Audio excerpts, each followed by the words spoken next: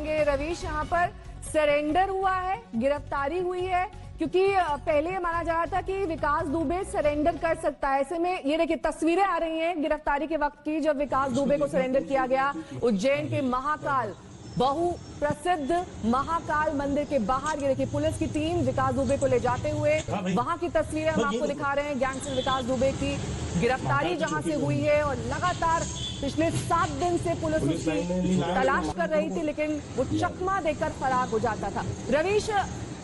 क्या माने, विकास ने महाकाल मंदिर के बाहर होने की जानकारी खुद पुलिस को दी है और सरेंडर किया है, या फिर किसी और की इंफॉर्मेशन पर उसकी गिरफ्तारी हुई है?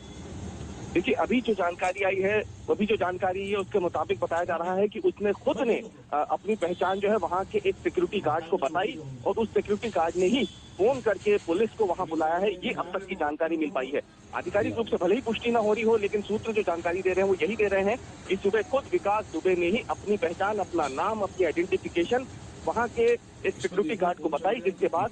नजदीकी जो पुलिस थाना है, जो महाकाल पुलिस थाना है, वहां उसे ले जाया गया था, जहां पे उससे आगे की पूछताछ की गई। हालांकि और ज्यादा जानकारी जो है ये तब साफ हो पाएगी जब कोई पहले का आला पुलिस अधिकारी जो है वो फोन उठा करके एक बार इसकी आधिकारिक पुष्टि कर सके। लेकिन अभी तक की जो जानकारी आई है वो यही आई है कि महाकाल मंदिर के बाहर से ही विकास दुबे जो है उसको फिलहाल पुलिस ने पूछताछ के लिए उठाया है और वही उसी ने अपनी जो आइडेंटिफिकेशन है वो वहां पे बताई थी। तो ये माना जा सकता है कि जो सरेंडर की बात की जा रही थी वो हो सकता है कि उसी ने आगे रह करके मध्य प्रदेश में सरेंडर किया। रवीश, क्या उज्जैन में भी इसकी पोस्टर लगे हुए थे मोस्ट वांटेड विकास दुबे के? क्योंकि हमने देखा था कि दिल्ली एनसीआर में तो तमाम जगहों पर लगे हैं, लेकिन क्या उज्जैन में भी इस तरह के पोस्टर लगे थे कि मोस्ट वांटेड है, इसकी तलाश पुलिस कर रही है और इस पर इनाम भी घोषित किया गया है? देखिए, उज्जैन में इस तरीके का कोई पोस्टर उसके बारे में नहीं लगा था, इस तरीके की किसी को कोई जानकारी थी भी नहीं। लेकिन क्योंकि लगातार इसकी जो ट्रेसिंग है ये की जा रही थी, उसके कॉल रिकॉर्ड के साथ ही उसकी जो पुलिस की अपनी इंटेलिजेंस है वो लगातार पीछा कर रही थी, तो माना जा रहा था कि वो राजस्थान या फिर मध्य प्रदेश, इन 2 जगहों पर छुपा हो सकता है। शहडोल से उसके जो एक रिश्तेदार है उसे भी यूपी एसटीएफ अपने साथ परसों उठा के ले गई थी और उनसे भी लगातार पूछताछ की जा रही थी। और इसलिए यहाँ मध्य प्रदेश में, जैसे हमने देखा था दिल्ली में, नोएडा में, उत्तर प्रदेश के कई जगहों पर हमने देखा था कि विकास दुबे की तस्वीरें जो है वो चस्पा की जा रही थी सार्वजनिक जगहों पर। यहाँ पे ऐसा कुछ नहीं था और अभी तक की जो जानकारी मिल भी रही है कि उसने खुद ने ही अपनी पहचान उजागर की है। तो ये माना जा सकता है कि एक वेल प्लान, सोची समझी रणनीति के तहत ही वो उत्तर प्रदेश से बाहर निकल के मध्य प्रदेश पहुंचता और यहाँ पे आकर के, जो कि माना जा रहा था कि वो सरेंडर करेगा, कर सकता है कहीं ना कहीं, उसने यहाँ पे आके सरेंडर कर दिया हो। ठीक है रवीश, आपके पास लौटेंगे। शिवेंद्र श्रीवास्तव हमारे संवाददाता इस पूरे मामले पर लगातार नजर बनाए हुए हैं डे 1 से। शिवेंद्र, तस्वीरें आ गई हैं, गिरफ्तारी हो गई है विकास दुबे की, लेकिन ये स्पष्ट, ये साफ नहीं हो पा रहा है कि पुलिस की ओर से की गई गिरफ्तारी है या फिर विकास दुबे ने सरेंडर किया है, अपनी पहचान बताई है और उसके बाद ये पूरी कार्रवाई हुई।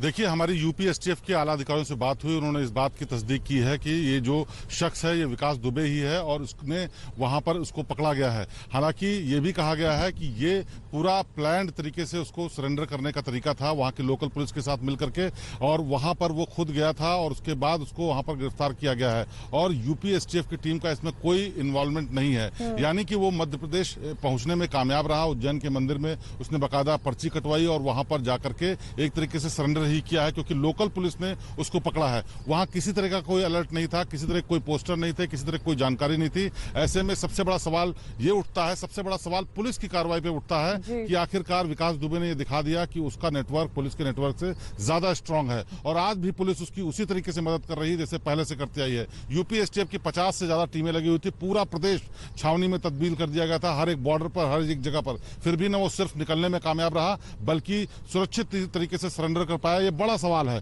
भले ही उसको चाहे प्लान तरीके से किया हो या फिर पुलिस ने वहां लोकल किया हो, लेकिन यहाँ की पुलिस को लेकर के बड़ा सवाल इस बात का है कि आखिरकार इतनी टीमें, इतने लोग क्या कर रहे थे जो यूपी के बॉर्डर को क्रॉस करके वो एमपी पहुंच गया और वहां पर जाकर के उसने सुरक्षित तरीके से सरेंडर किया है, जिसको अब गिरफ्तारी के रूप में दिखाया जा रहा है। नेहा, और साथ ही शिवेंद्र, ये वो राज्य है, वो संभावित जगह है जहां पर ये माना जा रहा था कि विकास दुबे जा सकता है। ऐसे में यूपी एसटीएफ की कोई भी टीम वहां पर नहीं पहुंची थी इस तरह की जानकारी के बावजूद, और साथ ही जो खबर ये चलाई गई कि विकास दुबे किसी मीडिया हाउस में सरेंडर कर सकता है, ये पुलिस को गुमराह करने के लिए था।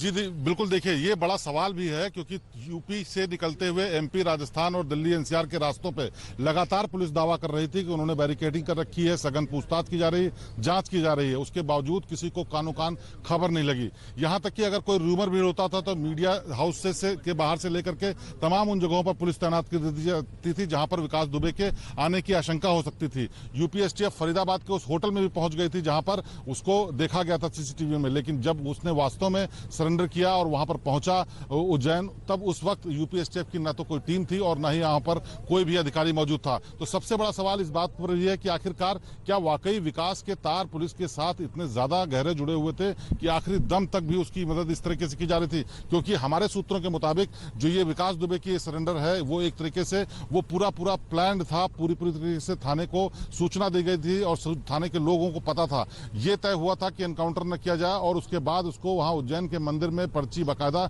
सबूतों को बनाने के लिए कि वो उज्जैन के मंदिर में दर्शन करने गया था और उसको वहां पर मौजूदगी दिखाने के लिए ताकि किसी तरीके की इसको जान को खतरा न हो, इसलिए इस तरीके का वहां पर माहौल क्रिएट किया गया और उसके बाद लोकल पुलिस ने उसको अरेस्ट किया। जिस वक्त अरेस्ट किया गया उस वक्त कोई भी वहां पर ना तो हंगामा हुआ, ना तो किसी की तरीके की तस्दीक की गई और ना ही कोई ऐसा माहौल क्रिएट हुआ जिससे लगा कि कोई मुठभेड़ या भागने की कोशिश है। वो सारा कुछ प्लान तरीके से दिखता है और इससे साफ पता चलता है कि विकास दुबे की जड़ें बेहद गहरी थी और आज भी उसका नेटवर्क पुलिस से ज्यादा स्ट्रांग काम कर रहा है। बिल्कुल साफ तौर पर ये नेटवर्क दिखाई दे रहा है क्योंकि नेटवर्क पहुंचता है एमपी के उज्जैन तक, जहां से तस्वीरें लगातार आ रही हैं विकास दुबे की गिरफ्तारी की। अभी कुछ ही देर पहले गिरफ्तारी हुई है और शिवेंद्र, हमने तस्वीरों में देखा कि जिस तरीके से 7 दिन से पुलिस को इस मोस्ट वांटेड गैंगस्टर की तलाश थी, जब गिरफ्तारी हुई तो उसके इर्द गिर्द जो माहौल था, कुछ 7 से 8 पुलिस वाले मौजूद होंगे, ऐसा लगा ही नहीं कि ये मोस्ट वांटेड गैंगस्टर की गिरफ्तारी